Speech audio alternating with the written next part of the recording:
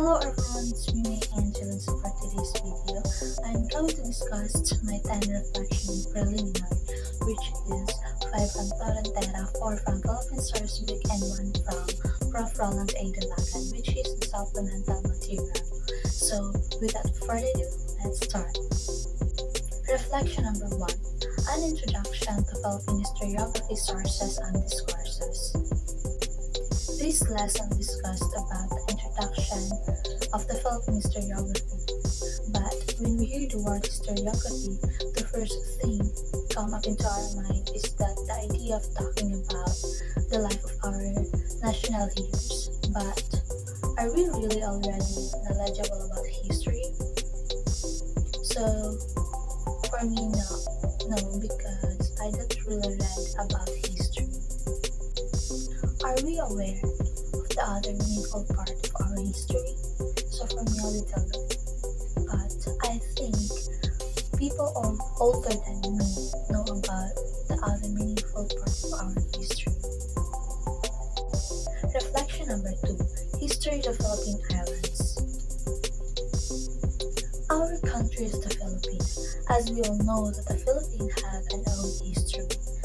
But during our elementary years, a part of our country's history has been a part of our lesson that was discussed to us.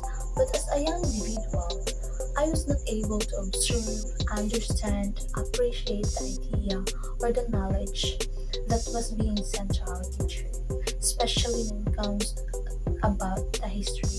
Because when I was in elementary and high school, I am not interested about history.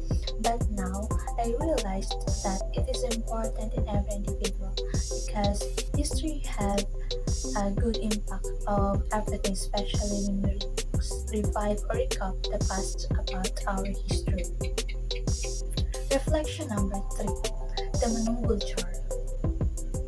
This lesson is the story of the meaning of what can be seen in the appearance or the Manunggul Jar or the Manunggul itself holds a deep meaning that not all can understand. But if we are going to examine its appearance according to what I see and try to assess or evaluate or describe, I can say that it looks like an ordinary jar curved but talented and skilled jar maker.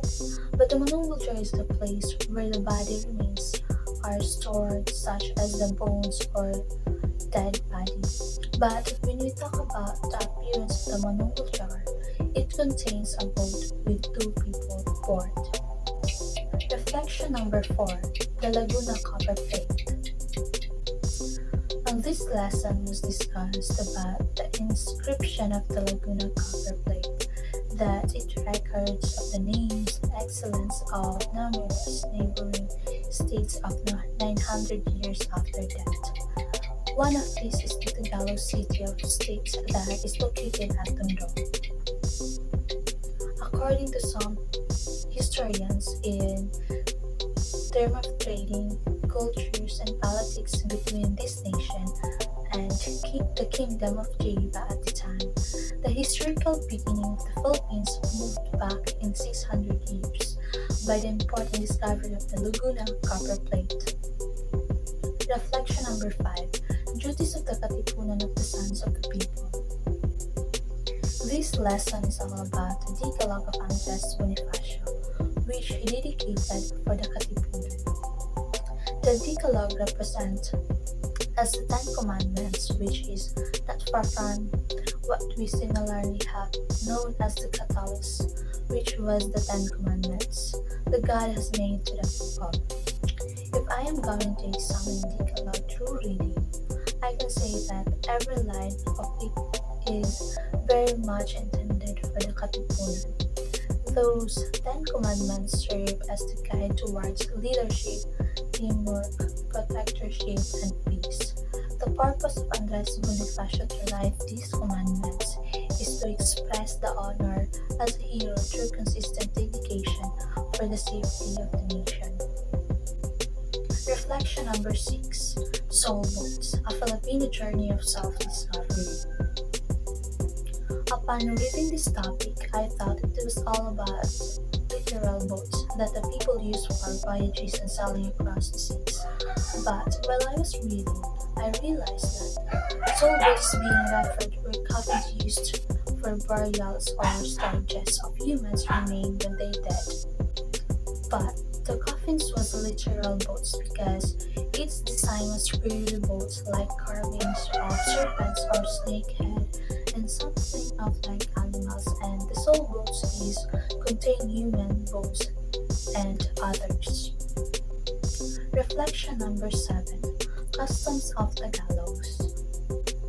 The customs of the gallows is highlights the way of living the governance of the ancestors during the early periods, which such customs is quite familiar to me, which I have realized that I have understood deeply. Also highlighted the wars of lands between tribes, war for love, selling foods, tribes for slaves, and other things. Reflection number 8. The causes of the distress of the Philippines. This lesson discussed the causes of the distress of the Philippines, which was written by Graciano Lopez Jaena, was mainly focusing on the pointing out of the reasons why the Philippines was going downward during the period.